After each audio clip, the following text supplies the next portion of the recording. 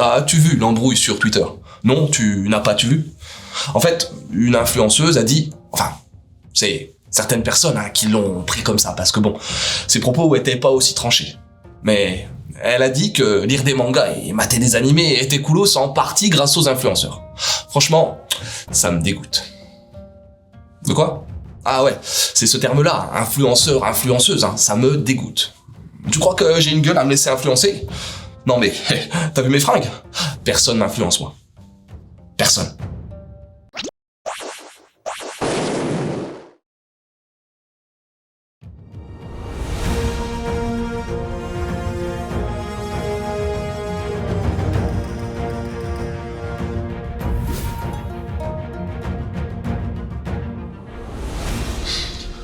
Bonjour à tous et bienvenue dans cet hebdo manga news du 27 mars. On va pas y aller par quatre chemins, j'ai une crève de malade, je suis claqué, alors on va se grouiller un peu parce que j'ai peur de pas réussir à tenir toute l'émission.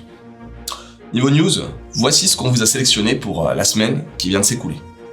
Anime Song Party, les mangas d'Arai Hideki de chez Black Box, le wagon de manga de chez Noévé Graphics, Silent Mobius revient à nouveau chez nous, Japan Expo recrute et, comme d'habitude, notre sondage. Allez, vite parce que bon... On l'a tous fait, et vous aussi, alors inutile de nier. Chanter des openings ou bien des endings. Que ce soit entre amis, en convention, en karaoké, ou bien sous la douche, pour ceux qui se lavent, fredonner un air familier fait toujours plaisir, même si parfois c'est pas très mélodique, pas vrai? Eh bien, une nouvelle émission musicale nommée Anime Songs Party va très vite voir le jour. Sa mission, faire chanter des fans du monde entier sur des génériques de l'animation japonaise. Cela permettra d'échanger de manière multiculturelle sur les animés, mais cette émission aura aussi pour but de dénicher certains talents vocaux. Pour participer, il faudra contacter l'émission via différentes plateformes comme le site internet ou bien certains réseaux sociaux. La première aura lieu le 3 avril, et c'est la chaîne YouTube de Manga News qui aura la chance de diffuser l'émission pour la France. Et Daria, avez-vous des infos supplémentaires à nous transmettre par rapport à cet Anime Song Party? Tout à fait, Loud. Je peux effectivement vous en dire davantage. Eh bien, allez-y. Ah oui. Alors, on sait que la présentation de l'émission sera assurée par Onishi Yohei, un chanteur spécialisé dans les openings, et par Singing Cosplayer Hikari, une jeunette qui fait des reprises à sa sauce. Et en plus de ça, il y aura des invités et on connaît également le nom du premier guest. Ok, c'est qui alors? Oui, j'allais oublier. Il s'agit du célèbre Kageyama Hironobu, le chanteur de Jump Project et des génériques de DBZ. Merci Daria. Honnêtement, j'avais une légère appréhension. J'avais peur que vous ayez envie de nous chanter un petit quelque chose. Bon, puisque vous insistez, mais vite fait alors, Non.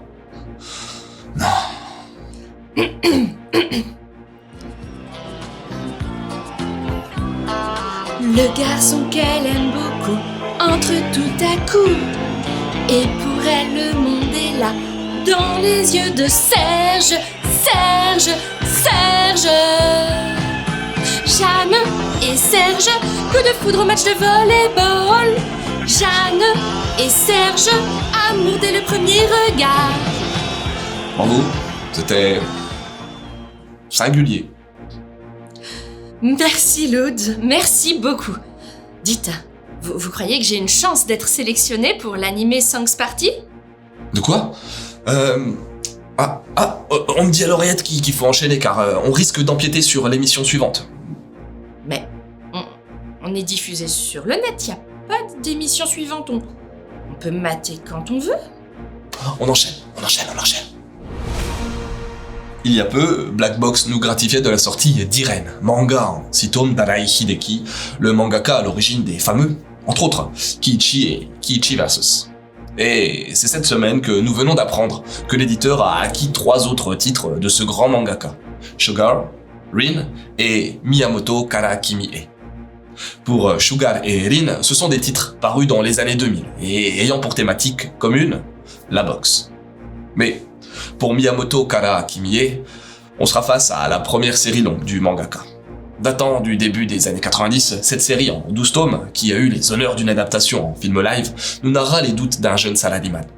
Attention cependant car tous ces titres ne verront le jour sur notre territoire qu'en 2023. Prudence et mère de sûreté. De quoi ? Patience et mère de sûreté. Patience et mère de toutes les vertus. Ouais, désolé, moi et les proverbes, ça fait 2. Si ça continue comme ça, on va faire une émission en partenariat avec eux, car ils vont devenir notre fournisseur officiel de news tellement l'actu du côté de Noévé Graphics est dense. Après une salve de 1 milliard de sorties fin 2021, je sais, j'ai toujours eu une fâcheuse tendance à l'extrapolation.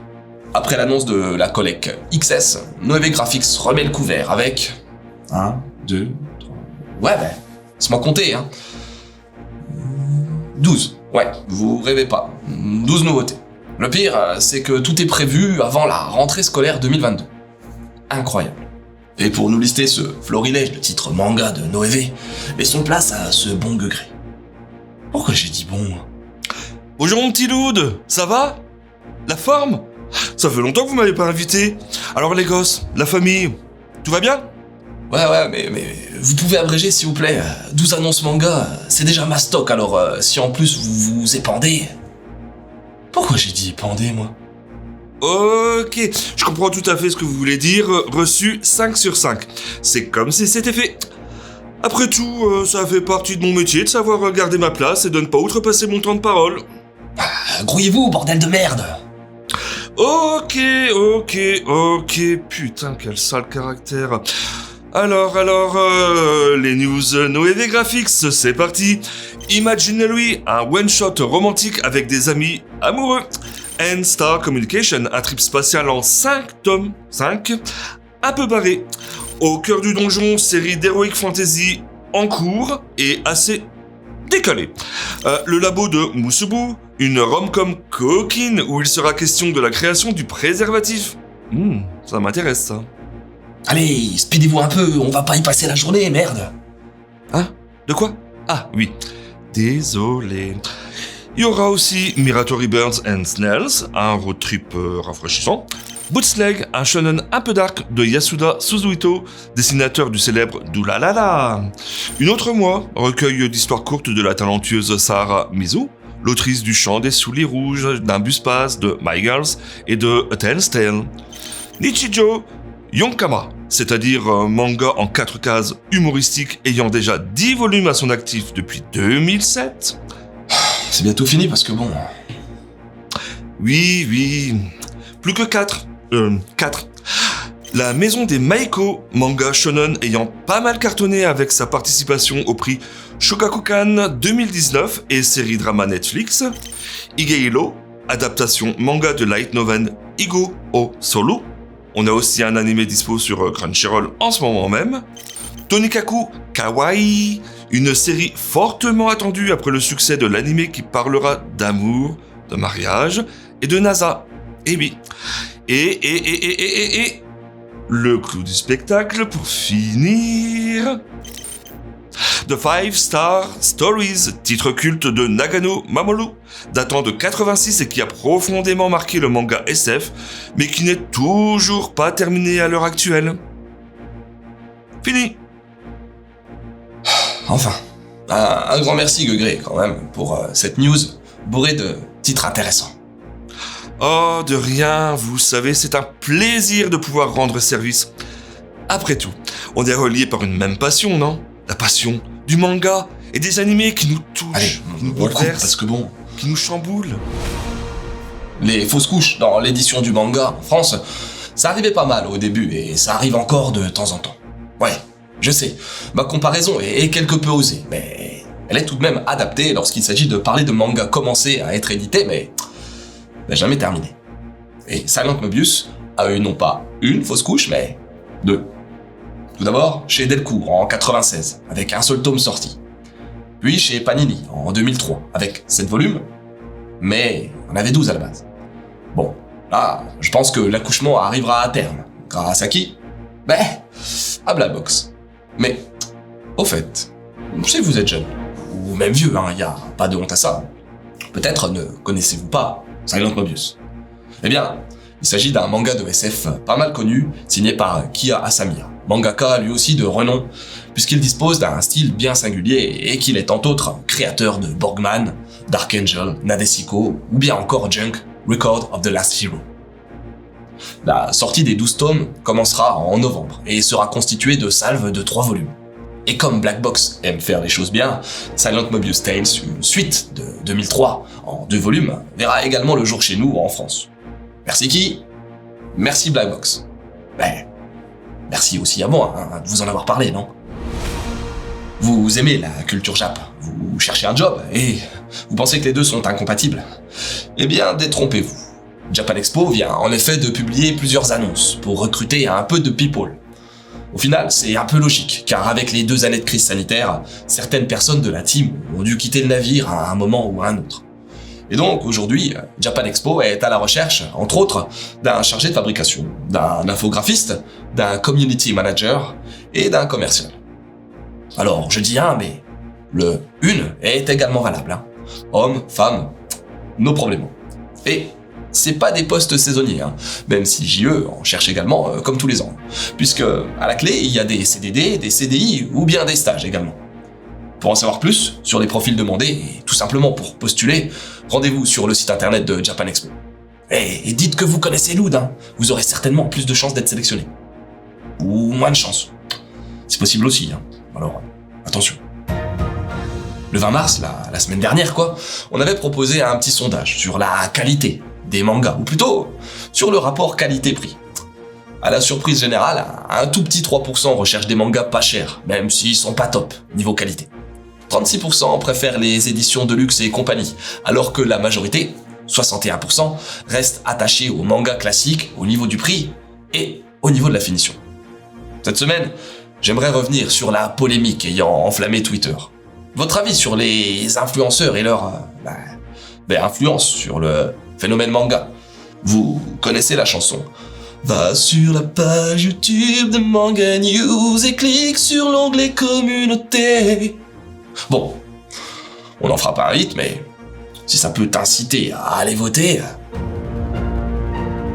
Allez, j'en peux plus moi. Franchement, je vais retourner dans mon lit et me lire quelques mangas et puis c'est tout. À plus. De quoi ? Ok. La routine, l'outro... Un gros merci à vous d'avoir suivi cette longue 28e émission de l'Hebdo Manga News du dimanche 27 mars. On se dit à la semaine prochaine. Je suis encore en vie. Et surtout, n'oubliez pas, durant la semaine, ne vous tenez pas informé de l'actu, sinon on sert à rien. À la semaine prochaine.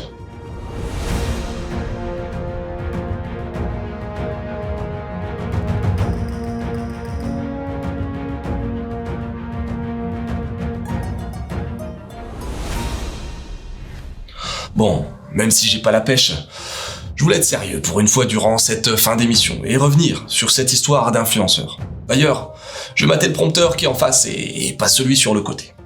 Les gars, sans deck, soyez pas des moutons. Comment vous pouvez accepter que des gens dictent votre conduite, vous influencent ? Vous savez, j'écris des articles qui parlent de manga et d'animation sur le net depuis 1998. Depuis que j'ai le net, Je bossais pour un site qui s'appelait Animebel. La belle époque. Mais il n'est pas question de ça. En fait, depuis le début, j'ai jamais eu la volonté d'imposer mon avis aux autres. Jamais. Mon but, c'était de présenter, de la manière la plus objective possible, même si c'est pas toujours évident, un titre, une œuvre, bref, un truc en lien avec ma passion. Ton avis, tu dois te le forger toi-même, tout seul. C'est comme ça qu'on se construit, et pas en suivant les tendances, ou en faisant les mêmes choix que tel ou tel youtubeur à la noix. Alors je sais, je suis de la vieille génération, tout le monde s'en branle de mon avis. N'empêche que c'est hyper important de développer son propre esprit critique, de s'affranchir des opinions des autres, et surtout de modeler son propre avis, qu'il aille dans le sens des autres, ou même à contre-courant. Fuck, le terme influenceur. Double fuck même. Ben ouais, je suis un punk moi.